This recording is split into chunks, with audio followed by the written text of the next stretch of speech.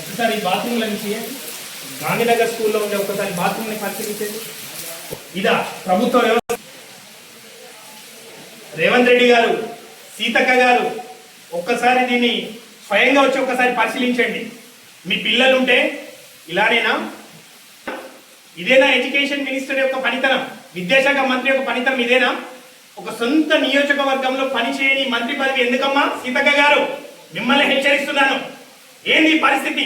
పేద మధ్యతరగతి కుటుంబానికి చెందిన గిరిజన బిడ్డలు, ఆదివాసీ బిడ్డలు 700 మంది ఈ స్కూల్లో చదువుతున్నా ఇదే గాంధీనగర్ స్కూల్లో ఈ బాత్రూంల యొక్క పరిస్థితి ఒక్కసారి చూడండి. సీతక్క గారికి హెచ్చరిస్తున్నాము. తెలంగాణ రక్షణ సేన పార్టీ తరఫున ఈ రోజు గాంధీనగర్ స్కూల్లో బాత్రూంలని పరిశీలించడం జరిగింది. ఇది అనేక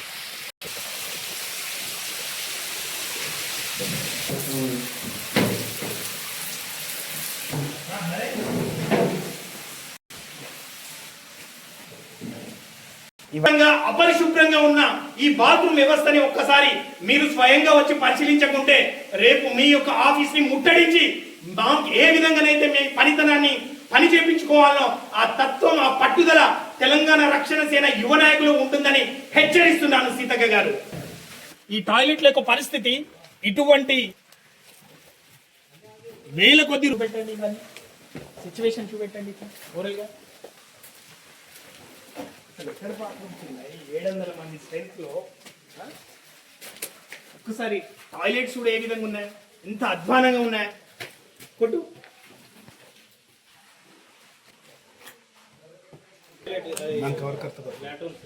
ఈ లాట్రూమ్స్ చూడండి ఒక్కసారి. ఈ లాట్రూమ్ యొక్క దీన స్థితి చూడండి ఒకసారి. మొత్తం క్లియర్ గా విజువల్ తీయండి. సీతక్క గారికి పంపిద్దాం. లోపల తీయండి చాలు. ఏంటబ్బా ఇది? ఎలా చదువుకుంటారు, హెల్తీగా ఉంటారు?